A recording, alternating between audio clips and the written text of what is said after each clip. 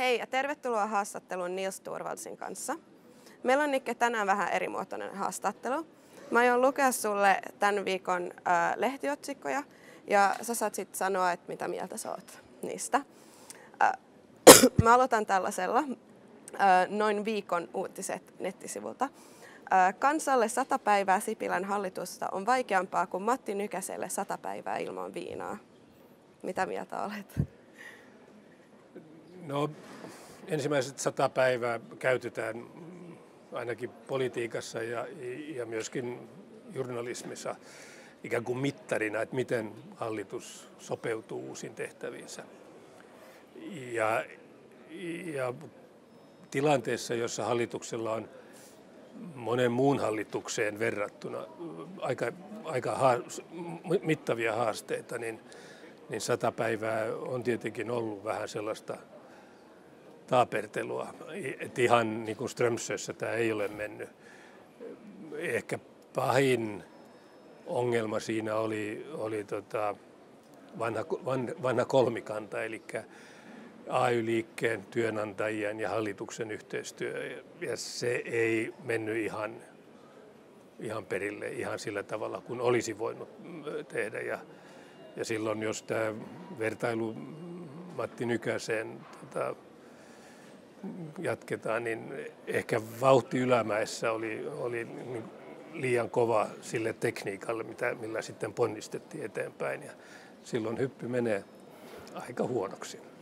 No niin. Okei. Ruotsalainen Expressen julkaisi Jörn Donnerin haastattelun Virallinen asenne Suomessa on rasistinen ja julkaisi tämän haastattelun suomeksi. Joo, no ensinnäkin pitää muistaa, että Jörn Donner on aina ollut äärimmäisen taitava provokaattori.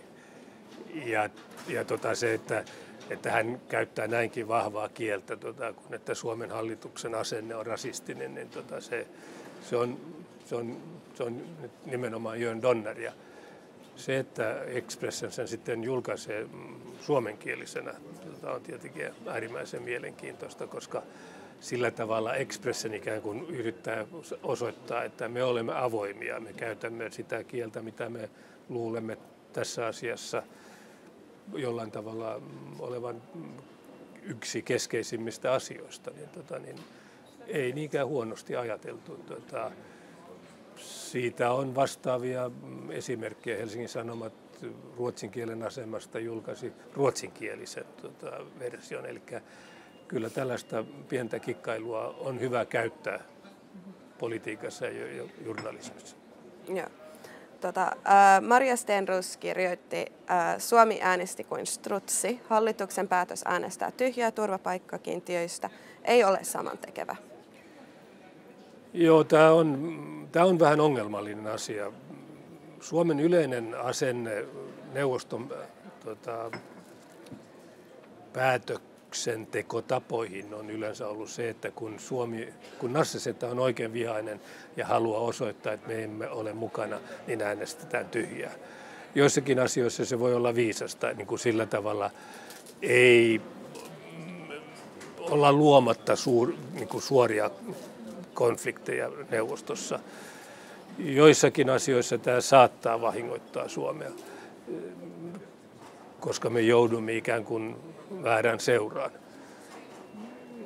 Paavo Lipposen unelma oli päästä ikään kuin Suomen osalta Euroopan ytimeen. Tässä äänestyksessä me emme olleet Euroopan ytimessä ja se on tietenkin signaali. Sitten pitää ehkä muistaa, että myöskin ruotsalaiset poliitikot ovat osoittaneet, että kyllä me nyt jollain tavalla ymmärretään sitä puristusta, missä Suomen hallitus on toisaalta tai kolmanneksi voidaan sanoa, että se, että näinkin keskeisessä inhimillisessä asiassa tyhjä äänestäminen osoittaa enemmän hallituksen heikkouksia. Kuulin jonkun perussuomalaisen poliitikon sanovan, että jos Suomi olisi äänestänyt puolesta, niin meillä olisi ollut hallituskriisi. Mun mielestä se osoittaa, että hallituksen sisäiset paineet ovat erittäin kovia tällä hetkellä. Ja minä veikkasin jo puolisen vuotta sitten, että tämä hallitus ei elä 4 vuotta.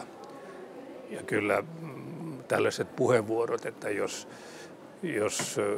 äänestämme jonkun puolesta, niin silloin hallitus hajoaa, osoittaa, että